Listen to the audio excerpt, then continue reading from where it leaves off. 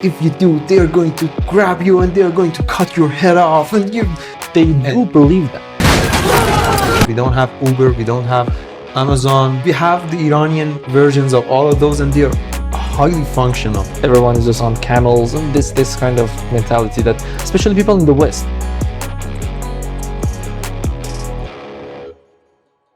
Another week, another set of stereotypes about Iran that we're going to absolutely bust them. Let's just go. Number one, Iran is a backward and undeveloped country. Basically, I don't understand because of social media how still they believe that, but the very problem is that because of the sanctions that have been imposed upon Iran for the past at least 5 decades, let's say, especially in the past 2 decades, many people think that, okay, basically it means that Iranians are going to be a really backward country and definitely the undeveloped country because they're just sanctioned and they just all have these problems. Part of it is sanctions, and another part, especially from the Western side of the world, another part of it is just racism. Yes, because you're Middle Eastern, you cannot be developed.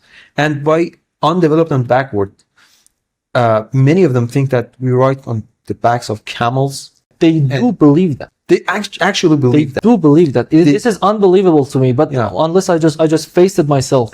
Let's just get into it and let's just bust this one and bust it hard because this is awful. One of the worst ones. There's this index published by the United Nations each year. And that's called Human Development Index. And it's about the way of life and life expectancy and literacy and access to clean water and electricity and internet and infant mortality rate and stuff like that, and also the general welfare of the country. And Iran is now 75th in that table. And Iran is higher than China. Iran is higher than Brazil. Iran is higher than India, Pakistan. There is a fact here that we need to consider is that in the past 5 to 6 years, especially, because we had this kind of maximum pressure campaign from Americans on Iran and we had a war and all this stuff. In the past let's say in the past decade, our rate has just really decreased really drastically, because before that it was really way better. We were 52 in the year, I think it was 2020, before COVID-19. We were 50. And after the 50 most developed countries in the world, we were there. And we were, let's talk about it. Iran is a normal country. We're talking about a country which is the most restricted and sanctioned country in the world. Yeah. And Iran is pretty industrialized. No country in the Middle East has these full circle of industries. Iran produces energy. Iran refines that oil and gas, and then uses it in its a big supply chain that has everything in it. Iran makes cars all inside the country. Most of the parts of cars that more than 1 million cars are being made in Iran, and it is all a domestic industry. Yeah. If I just want to make it a little bit more sensible for our viewers, if you go to an Iranian supermarket, any supermarket in Iran at the moment, just an ordinary one, not just kind of rich luxury kind of, any ordinary supermarket, literally all the products that are in the supermarket or the groceries, all of them are Iranian made. Yeah. To many countries, it's not possible even.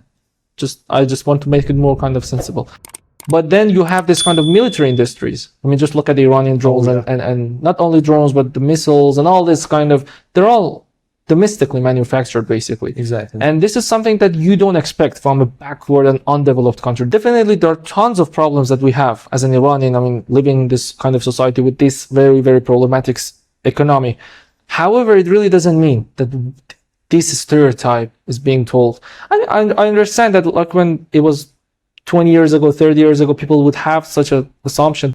Right now, it really doesn't add up. To be honest, it doesn't make sense. Yeah. And there is this growing environment of startups in Iran. Yes. And because we're sanctioned, we don't have Uber, we don't have Amazon, we don't have all Iranian made ups. We have the Iranian versions of all of those, and they're highly functional. And some of them are just dominating the country.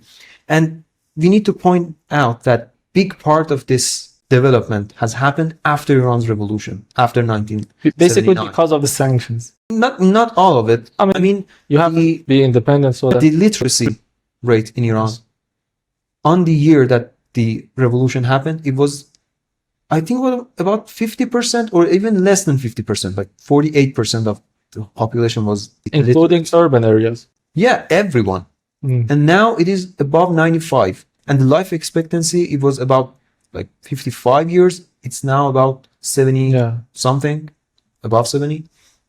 So the decrease in our, like in that table that happened for Iran, it's mostly because of the general welfare, you know, the inflation and stuff like that. So, and also just to add one index, you know, anyone who knows me knows that I'm probably the least racist person on this planet. I was acting. But when it comes to Iran, right now speaking, there's a global ranking of IQs, and Iran is ranked 4th. Yeah. So just don't think about it as a backward country. Definitely it's not. Yeah, you're not. The only country that has just resisted the whole global imperialism right now, it probably is not a backward country. Yeah. Number 2, Iran is all deserts. Okay, speaking of geography, I think this is also, it is associated with the number 1, which was the backward country, because they think that, okay, this is a backward, everyone is just on camels, and this kind of mentality that, especially people in the West. And yeah, so no, it's not desert. Yeah, you just need to look at the footages, that's it. I mean, you can just go on Google Maps and put it on satellite and you can see all the mountains in Iran. First of all, it's an absolutely mountainous country. It is. Second of all, yes, it has I think it has the largest deserts. And the third is that in the northern part of Iran, it's just jungle.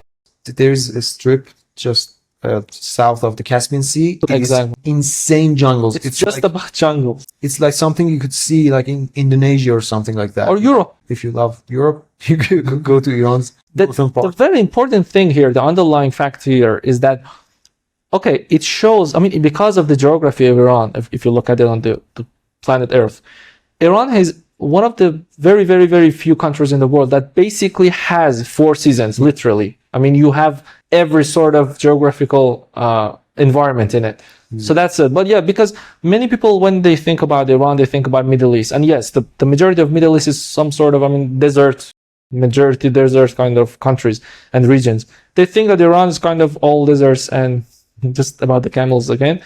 But this is not the reality, definitely. Exactly. You were talking about 4 seasons. You can go to Iran's Khuzestan province. And at the same time, it's like a 2 hours drive from somewhere that is absolutely hot. You're boiling in your body. Desert. It's not even deserts. That part is not desert, yes. But it's very hot. And then you drive for 2 hours and you reach somewhere that snow is on the ground and you're freezing to death. Big country, and it has so much diverse geographies and environments. Yeah. You know, when it comes to Iran tourism attractions, many people think of it like this kind of ancient civilization and all the things that are correct, definitely. But one of the most important aspects of Iran's, I think, tourism attractions is its geography. Yeah. Because it is somewhere, I mean, there are very, very few countries that you could see such a diverse kind of, let's say, environments and climates in it. Yeah. And yeah, I think so Iran is not all deserts. It's not. But it's hot. More than 70% of Iran's population live in mountainous places. Yeah. So if you meet an Iranian, it's most likely that guy has been living, or his parents have been living in mountainous area. The first time that I got the chance to go to Iraq, and okay, Iraq is not a mountainous country. You know, it was really mind-blowing to me because I had no idea what it means to be in a region which is not mountainous. So flat? Yeah. What is there? There's no mountain here. Yeah, exactly. So yeah, this is number 2. And the last one, Iran is a police state. And you know, I've been getting so many comments that we know, that we understand that you cannot say the reality about Iran. If you do, they're going to like grab you and they're going to cut your head off. And I'm like, bro, what movies have you been seeing? FBI, open up!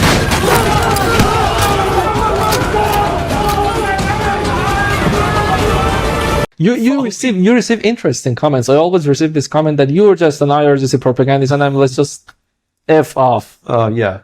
You should not be that polite towards them, because I'm not. I know it.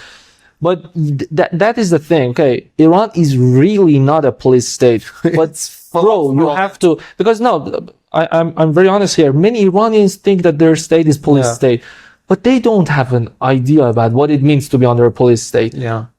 Everyone's just talking about whatever they want.